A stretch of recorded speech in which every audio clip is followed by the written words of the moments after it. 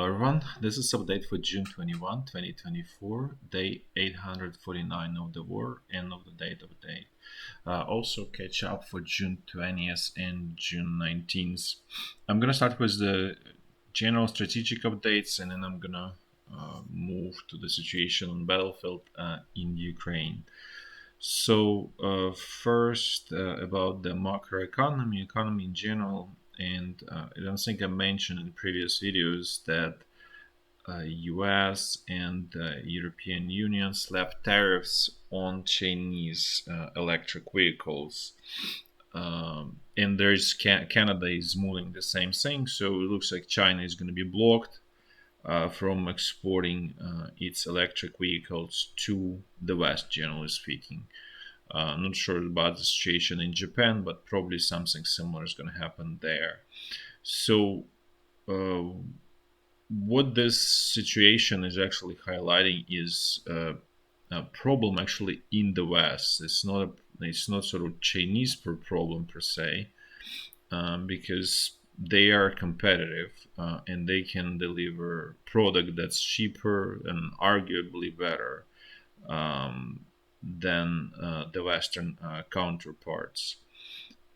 And this attempt by the Western bureaucracies to erect the wall between China and the West is actually going to backfire, similar to how it backfired with attempting to sanction Russian natural resources. And I want to sort of isolate technology. It's a totally different story, but natural resources, there was a huge big mistake to isolate, and this continues, and it actually doesn't hurt Russia really. It actually increases globally prices for commodities, which helps Russia indirectly. So the importance of these moves, why they're relevant, because there is in the West there is war on internal combustion engines, or basically diesel and gasoline fueled engines, and passenger cars and general cars, and they are actually more competitive with electric than EVs, generally speaking. And what happened is that in some ways China never developed skills or ability to produce to make a quality internal combustion or cars with internal combustion engines. They always were behind, and it doesn't seem that there was any prospect of success for China in that area. At the same time, China is actually managed to be successful in designing and developing and producing electric vehicles. So what really West is doing is basically destroying its competitive advantage and turning into a position where it's not competitive, and then doubling down on actually erecting the wall, which will create even more problems in terms of this incompetitiveness, which will hurt in terms of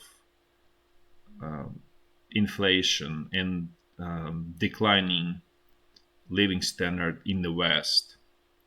So, and I would say if I were to attribute where it's all coming from, it's coming from the bureaucratic class in the West that essentially clueless and really lacks intelligence in general, and so they effectively turn West more into what China is, what Russia is, except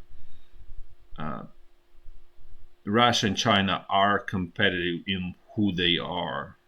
They're always going to beat anyone who's going to want to become another Russia or China, because they have thousands of years of experience of how to deal with their own weaknesses.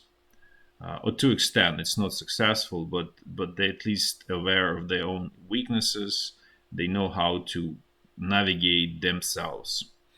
versus the West is becoming, it's almost like you're trying to sort of move into someone's body effectively, and you not sort of fit into that, and the chances of surviving close to zero.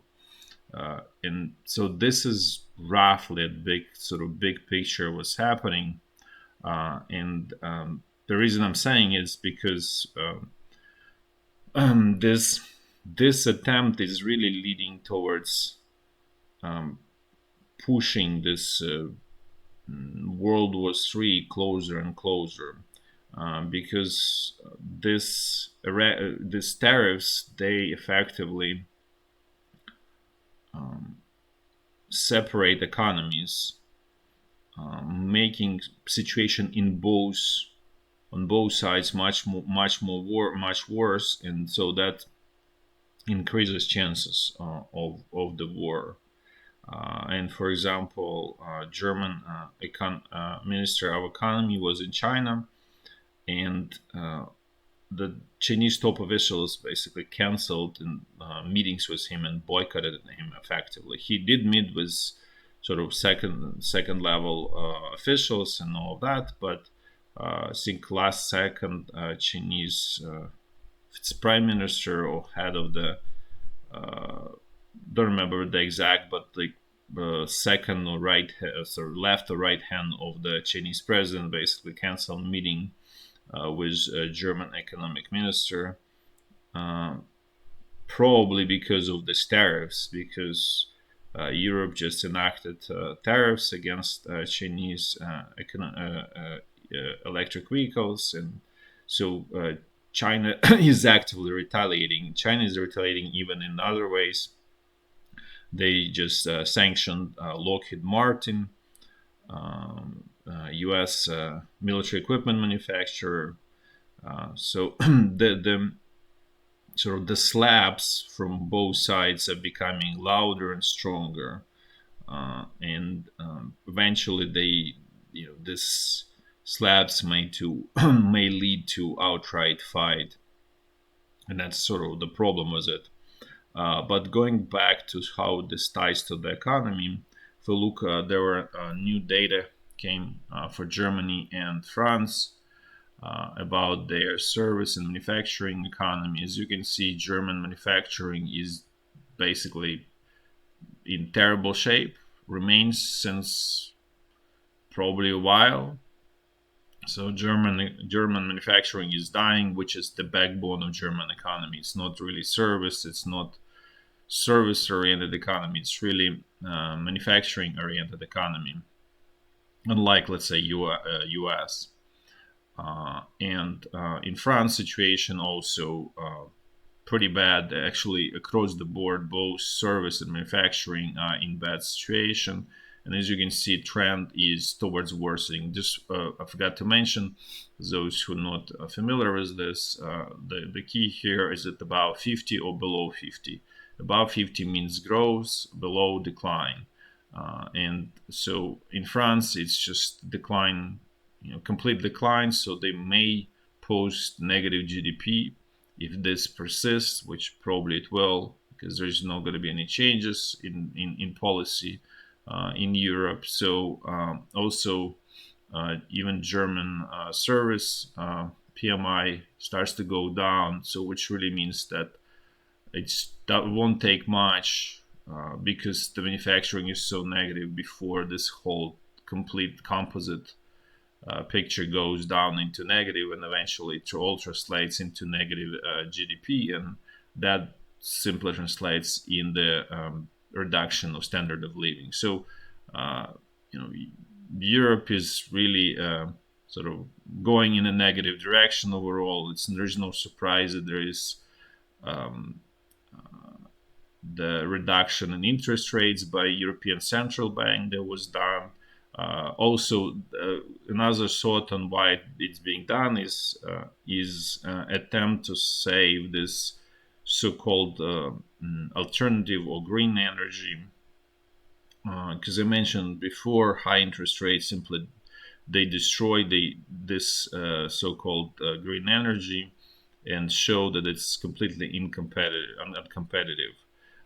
So the only way to I would say, um, to keep it alive, or attempt to keep it alive, is to reduce interest rate. And even reducing interest rates at this point is not going to save it anyway. So it's just going to be futile attempts to resurrect that body that will just create more damage in the process. Now let's move to the situation in the UK. Things in UK are a little bit sort of better, getting better, I guess. They were pretty ugly, as I showed before, but there are sort of some initial signs of the sort of light at the end of the tunnel. Because first, inflation is getting closer to sort of tolerable level. It's never great. Inflation is it's never great for ordinary citizens. It's effectively additional taxation on everyone. But when it's lower, it's obviously better than more. And it gets to this idealized number of 2%, which nobody knows why exactly it's 2%, but everybody believes that 2% is the right number. And the core, which is probably much more important because it doesn't have volatile things such as diesel fuel, gasoline, and food, and so on. So that's still pretty high, but it's very clear the trend is down, and it's going down pretty quickly. And then the other part in the UK is that both service and manufacturing still in positive, although service is definitely going down. Manufacturing looks like sort of like moving slightly up, but really nothing decisive.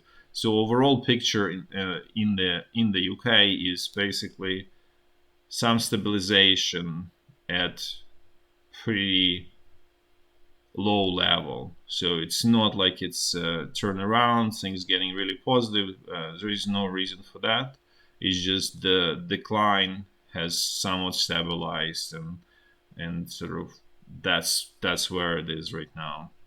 Now let's look at the situation in the U.S. It's actually prettier picture in the U.S. If you look at manufacturing, it's actually starting to pick up, and then also service is also in positive, although as I mentioned before, service is not really a sign of good allocation of resources. If especially how it's one-sided in the U.S., where manufacturing is really, I think it's like 15% of the economy. But overall, things are clearly in positive direction in the U.S. Also, job market is still holding on. I mentioned before there are some signs that it might be starting to crack. At the same time, it's not sort of decisive crack. It's still, as I said, holding on, and there's actually numbers for this past week, were somewhat even better relative to the previous week. So as you can see, this initial jobless claims, they were down. SA means seasonal adjustment, NSA means non-seasonal adjustment. So I think more relevant is non-seasonal adjusted because it's just raw data. It's not massaged by someone who really tries to, push their narrative essentially. So and you can see that there is significant decline in initial. It's basically people who are just got laid off. They apply for this unemployment benefits, and that's really the meaning of this initial jobless claims. Is people who just as I said, just lost their jobs, and they're applying for benefits. And the number is down, so the there are fewer layoffs happening in the U.S. economy. That's really the essence of this situation. And The other saying is that the continuing jobless claims remains more or less, there's not huge spike, which probably we can say that people who lost their job eventually find new ones and they're reabsorbed by the job market. So there's no build up of this buffer of continuing jobless claims. So basically, continuing meaning that you lost your job. So first you initially apply for it, and then you continually sort of get this unemployment benefits, and you count it as continually unemployed. And so if this goes up, this really means that the job market is not reabsorbing this unemployed people, and so then it starts to build up. So basically, hopefully, it makes sense that this is interconnected system. So the first one is initial jobless claims; they are sort of more leading, and then continuing is sort of more explaining what's happening in the job market is there is reabsorption of unemployed people by the job market. But overall, as I said, picture in US looks decent. Doesn't mean that everything's perfect otherwise in the economy, but picture is clearly not as ugly as, let's say, in France and Germany, where there's really ugliness. Uh, Now let's. This is just older data. Also, want to mention about Japan. So things actually somewhat negative in Japan, and actually concerning because this may mean higher inflation eventually in the West as well, because Japan is one of the manufacturing engines of the West, along with Germany, and Germany is being dismantled at this moment, and also South Korea and Taiwan. So those are sort of four main producers in the West, and Germany, as I mentioned, is being destroyed. And Japan is the next large one. And Japan and German economy are size-wise almost the same. Germany is actually a little bit bigger by a couple $100 million, but they are pretty much equal, you can say. So going back to the problem in Japan and why it's actually extremely important for the West is that it looks like inflation is actually going up in Japan. So the why it's important, because Japanese central bank holds interest rates are at very low level, close to zero. And what this really used, the way it worked is then capital would leave this money earned for exported goods, they would leave Japan because the return, because of the interest rates are so low, is so low, they would get that capital would go typically to service oriented economies of the West, such as US. And so it sort of worked. And right now, that system is also probably going to collapse. I don't know how quickly, when the Japanese central banks will have to increase interest rates because of the rising inflation. That really means that Japan is not going to be able to export its capital to the US, essentially. And so, what this really also means is that the ability to export goods to the US is also going to go down. So, in some ways, it's destroying typical economic relations within the West with this situation. And I'm not sure the driver for this inflation at this point, but this, um, as I said, it destroys this whole interconnected system in the West. So it's as you can see, this sort of the Western system, the way we know, is being destroyed from multiple angles. First one is German production is being destroyed, so that's one of the main engines that supplied sort of wealth and you know, consumer goods and everything in the West. Not only consumers, actually, more capital goods. And then Japan is getting in that direction by different way, because they essentially will have no capital to export, and then in that, what that really means that because there is no capital to export, U.S. cannot finance its deficits, and then therefore it cannot purchase um, Japanese-made goods. So, and I'm not saying cannot, but it's reducing ability. So what this really means is disintegration of the existing economic system, even in the West. Uh, that's driven by multiple things. One is the general disintegration of the world economic system and separation into two basically blocks.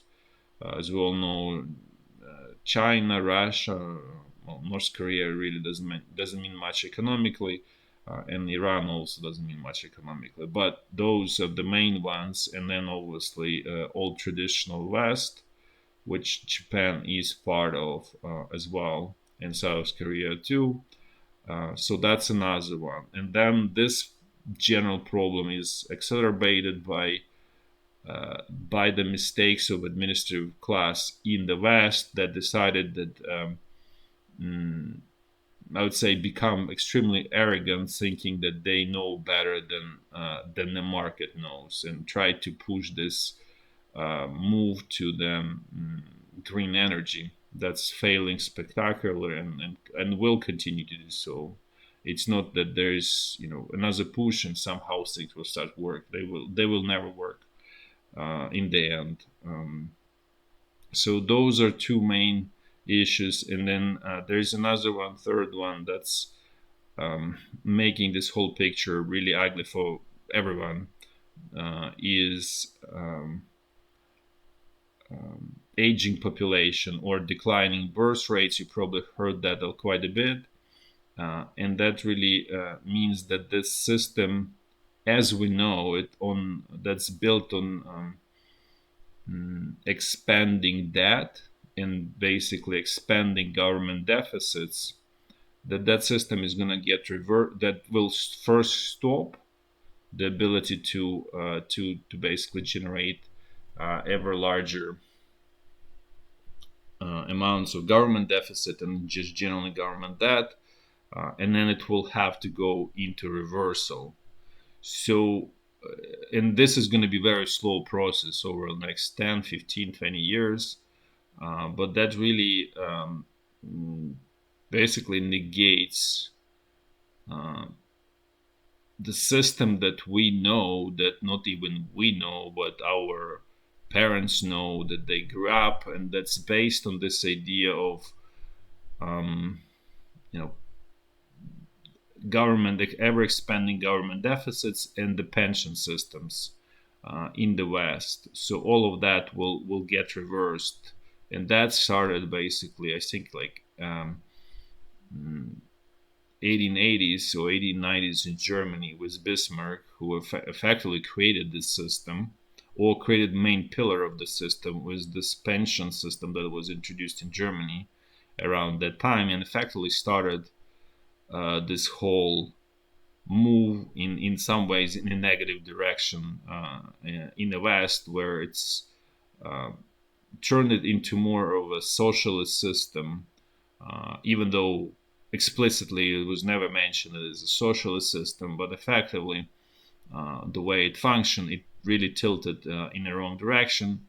And you can even call it that was one big fraud that's 150 years old fraud, but or 140, whatever it is. But eventually that fraudulent system is coming to the end. It's not coming to the end tomorrow, not in a year. As I said, it's going to be a gradual reversal of that system that we all will go through. And the way, and that's why I mentioned that the way Western bureaucracies are reacting to it is actually making these things much worse than they could be otherwise. And then going sort of back to China economically and Russia, they also clearly suffering. So there is nobody who is winning in this situation. So it's globally economically it's becoming lose-lose situation for everyone. And Russia is actually experiencing its own economic problems related also to inflation. Because what Russia is realizing, well, and I guess Russian president actually was always cognizant of this, and he did not want to do it, but he is forced. But and there are a lot of forces inside of Russia that's sort of clamoring for this building the wall. But what this whole situation was integration of Russia into the world economic system, it allowed Russia to live better than otherwise it could, because it can import things that they don't produce effectively, efficiently, and they were exporting mostly natural resources, and they will obviously continue to do so.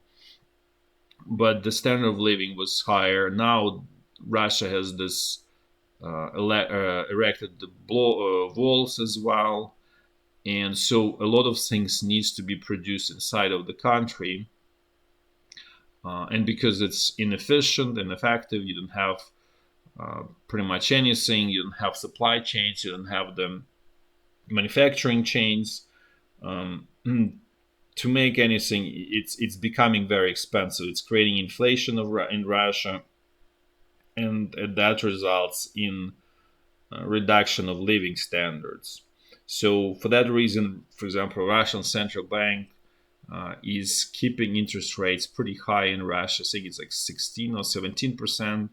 And now they're talking about actually increasing interest rates even higher to basically artificially suppress inflation that's happening. But the, this is actually a wrong tool, because inflation, the source of inflation, is actually Russia's isolation from the world. And in terms of specifically more capital goods and consumer goods and so on.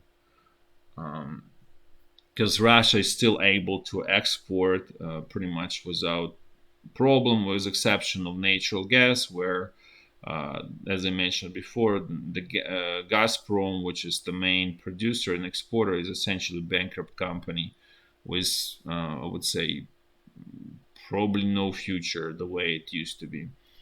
And so, uh, so Russian system is also, I would say, on the ropes and in very difficult economic system, in very difficult situation. To add to that, Russian government needs more and more money for war effort. So Russia has switched to the progressive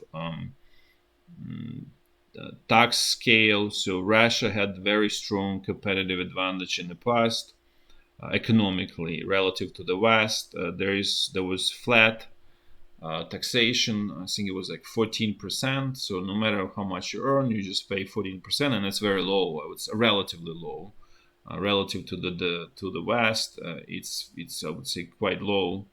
So you pay 14%, and you're done. Now it's I think the top rate is going to be 22%.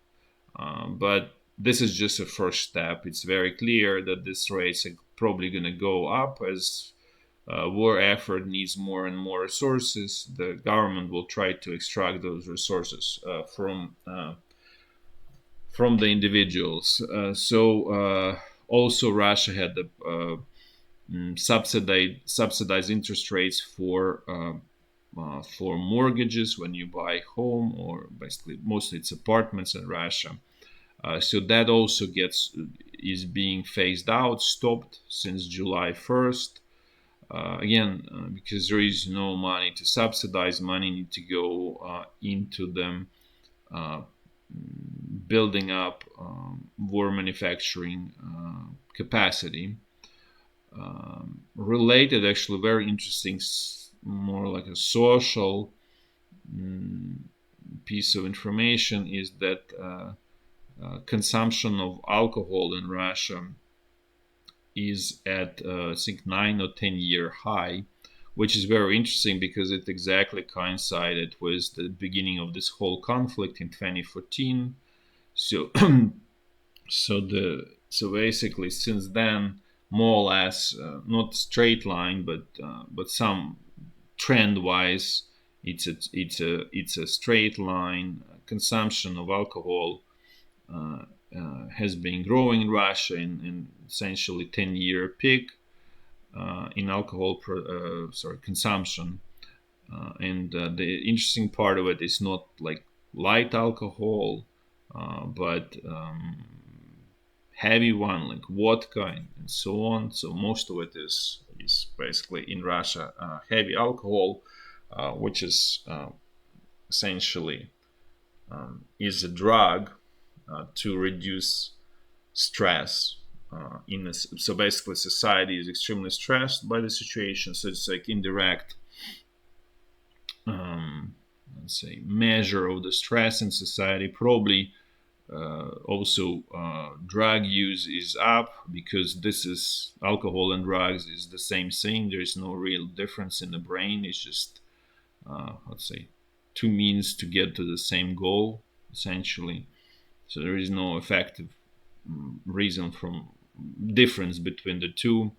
And it's probably also on the rise in Russia. So again, there is problem with basically mental health in the society as a result of the war, and it's obviously, as you can imagine, pretty widespread. Related to this, what's going on in Russia is that Russian government is effectively controlling economy, and it's becoming really like a military camp or command and control economies, how it used to be, let's say, in the 30s in the Soviet Union, where Russian Minister of Defense goes to different visits different regions and meets with subcontractors and private subcontractors included, like private companies, and he basically in a straight language, very in non-emotional language, I want to highlight that part. He just tells those private owners, if you don't get this done for the Russian military, you're going to jail. And I'm sure that those threats are not just threats, but they pretty real. And I'm sure we'll learn about some people going to jail and so on. So it just highlights how things serious, and there is serious effort to adjust Russian economy for long-term war. That it's not just light and sort of soft, but it's very done in very harsh way. Let's put this way. Now I'm gonna switch to the situation on the battlefield in Ukraine. In general, situation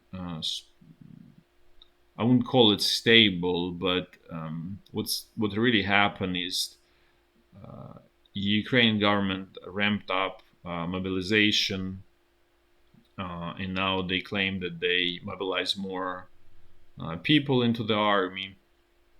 So temporarily, the ranks are higher. The number of people on boots on the ground is higher. So that really helped to stem Russian advances largely on most of the front lines. Russian command still has initiative, has upper hand. There's no question about it. But the threat of significant breakthrough and collapses temporarily postponed. And I want to say temporarily because Russian president is very clear. He's gonna continue the effort. He's not gonna just leave it as is. And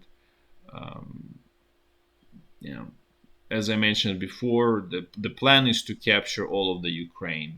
There's no plan to capture just small piece of Ukraine. Nobody would go into all of these travels just to have a piece of Ukraine. Oh, and forgot to mention about this visit to North Korea. I would say it's actually the significance of it is that actually it's finally formalized, or this alliance of China, Russia, North Korea, and Iran starting to be formal, not just sort of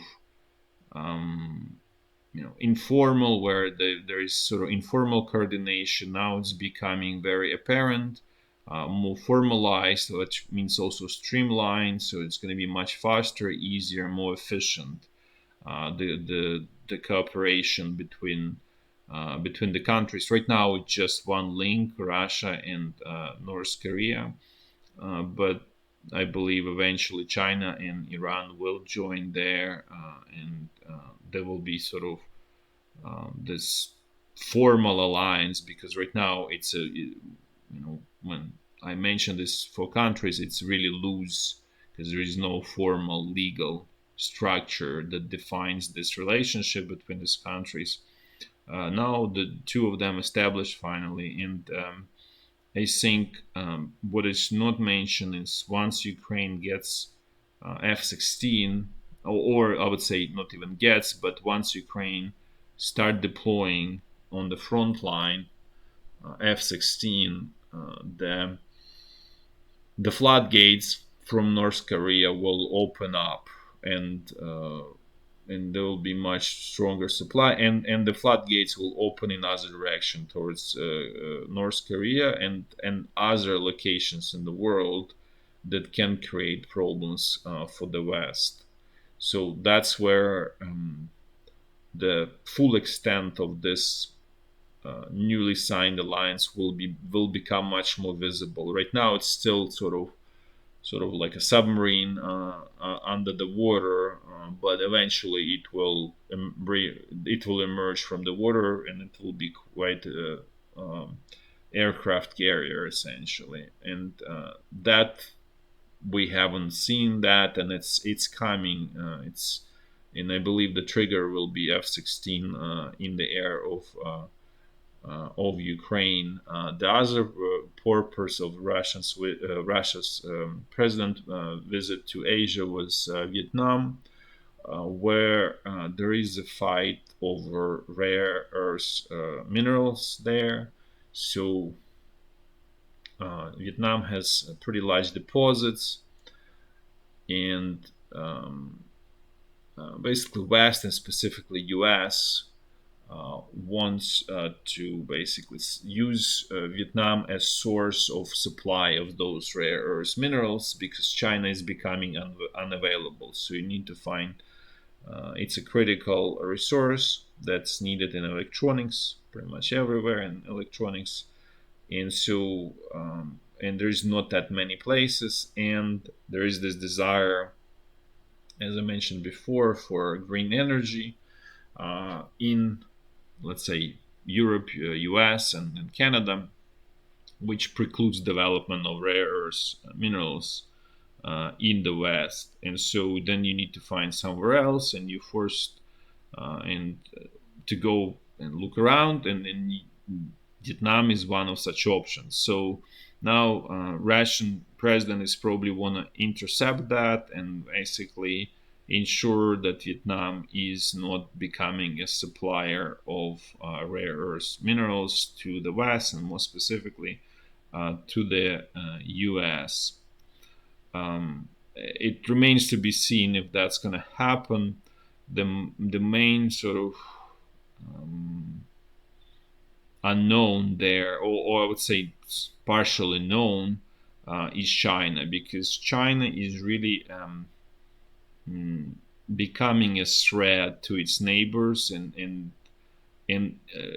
aggressively alienating its neighbors. And I'm not talking about South Korea or Taiwan or Japan. That's always situation was always clear. What I'm talking is about countries south of China, such as including Vietnam, Philippines, Indonesia, Malaysia, and so on. Because Thailand, they clearly see that the expansionary attempts of China in South China Sea, which China somehow believes that that's all theirs, and everybody understands that they will not stop with South China Sea. That this expansionary desire has no limits essentially, and so all of these countries understand that they are next on a sort of chopping block, and so that, as I said, alienates them quite significantly and effectively. It's not open hostility, but there is sort of internal hostility in those countries toward China because they threatened by China in a very direct way. And so, so going back to the situation with Vietnam, and let's say Philippines is a very clear situation where they moved under umbrella of the West or the U.S. more specifically, and so they hope that that will stem China there. In situation with Vietnam, things are much more hazier, where Vietnam had actually war with China, where it's interesting, but China kind of lost that war, and again, there is new threat, and even though economic systems are similar, it's communism in both places, or collectivism. The best way to say it is collectivism, because those terms not really describing the true essence of the situation. So they're both collectivist places, both very similar. And if Russia manages to broker guarantees from China of not threatening to Vietnam, then Vietnam is more likely to join alliance of, or at least being neutral and sort of and somewhat positive towards Russia and China, and not joining the West. And that's a part that I'm calling unknown in this situation. Um, is is Russia going to be able, Russian president going to be able to broker a deal between China and Vietnam? It's totally unclear at this point. I'm somewhat skeptical, but you never know what can happen there. Sorry for this. Let's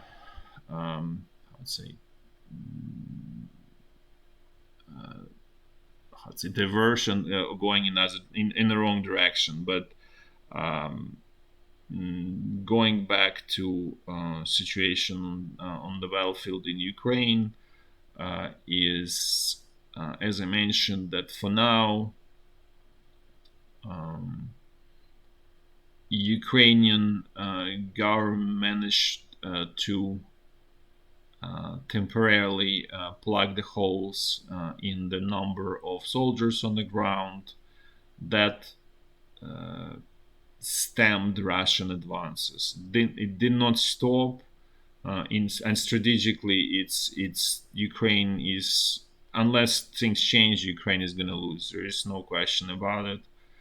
It's even openly discussed now inside of Ukraine that with the current strategy, the strategy leads to defeat. It's just going to be delayed defeat, but it will happen. At the same time, Russia is also having problems with filling their own ranks, to the point that, for example, suspects in criminal cases, so they offered to go and serve in Russian army in exchange for not for sort of for canceling criminal investigation into them. So I just want to highlight this point: is it's not that they are already convicted by the court, that they are criminals. It's just simply government investigative bodies or authorities, they simply investigating people and using that as a leverage to force them to join Russian military, essentially, which again a sign that this number of people who willing, who sort of volunteers, and even though those volunteers for the money, which is significant number for Russia, it's roughly $2,000. Now it's even a little bit more. So, and that's a significant incentive in Russia. So there is not enough of those people, or the number of those so-called volunteers is going down. So Russian government is resorting to sort of other two more coercive ways of recruiting people into the army, which again, as you can see, both sides are struggling just in different ways.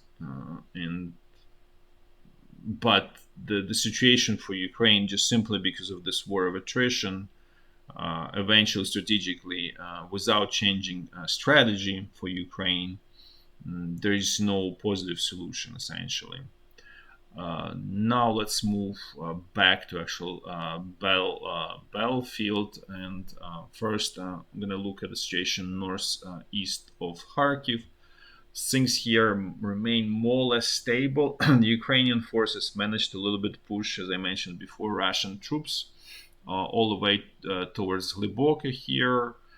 There is fighting going on in Vovchansk, where the front line changes dynamically, and it's hard to say, but it's very clear that at this point Russian forces, if not to extent even actually on the defensive, and maybe this is the only section of the front line where you can say to some extent that Ukrainian command has initiative at this moment. It's not for long, but at this moment, balance of power is on the Ukrainian side, because just significant number of troops were moved to this area, because obviously loss of Kharkiv would be unacceptable political defeat that will really trigger change of political class inside of Ukraine, and what I call 1917 moment. So that was very important for the preservation of power by Ukrainian president. So he threw resources here, as I mentioned before, even by retreating from that bridgehead on the eastern side of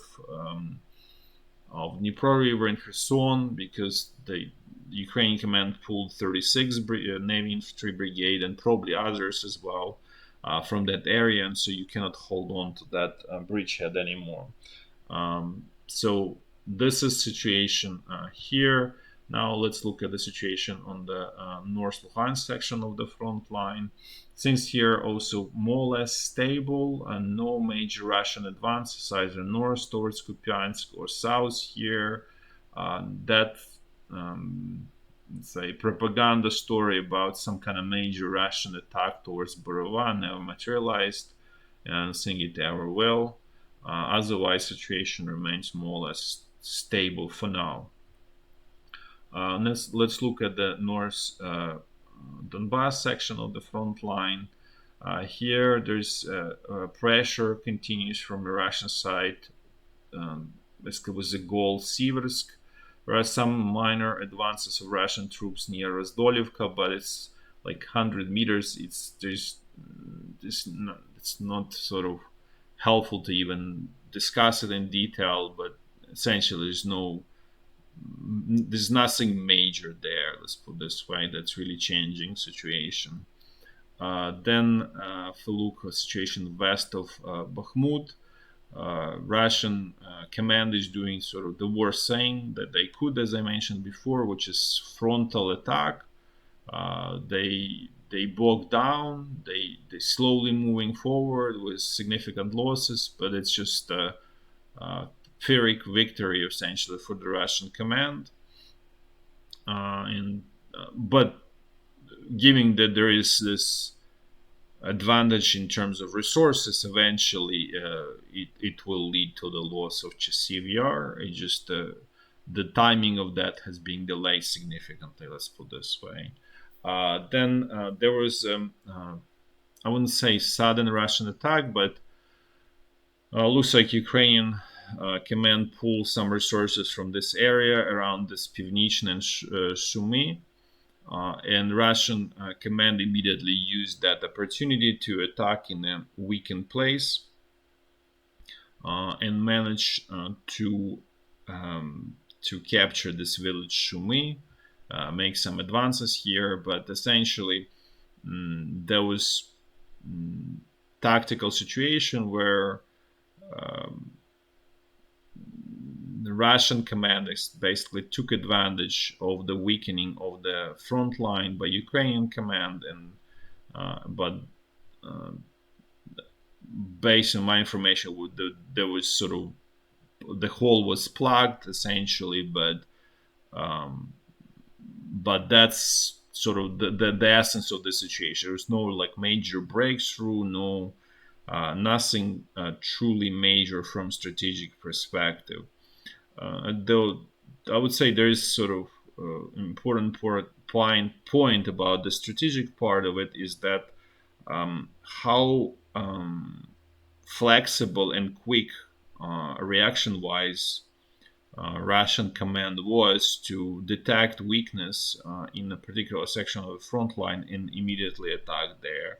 I don't know if this is at the top of Russian command or just local commander initiative, but as a system, Russian military worked in the right way, which is obviously very dangerous and concerning for Ukraine.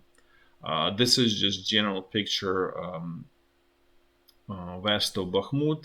I mentioned before that Ukrainian forces managed to push back and destroy this small bridgehead, but now Russian troops are sort of coming closer, gaining most control of the most of this village Kalinivka here.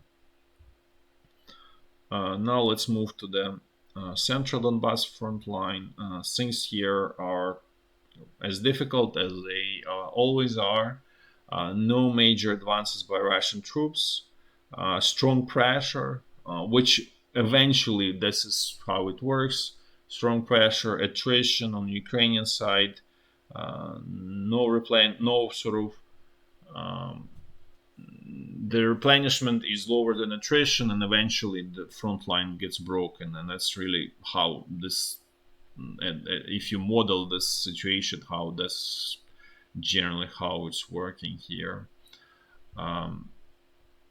Now let's look at the situation south around Krasnohoriivka. So Russian troops are still in process of capturing Krasnohoriivka.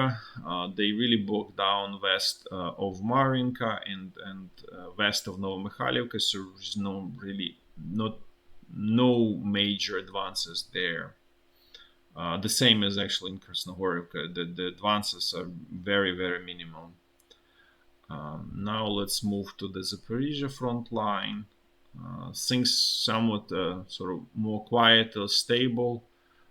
As I mentioned before, I believe that Russian command pulled all of the whatever they can out of this area to those areas in specifically more central Donbass section of the front line.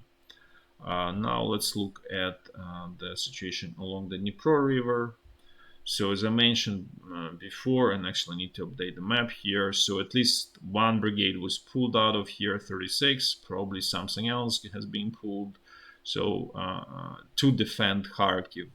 And so that's resulted in the withdrawal from this bridgeheads.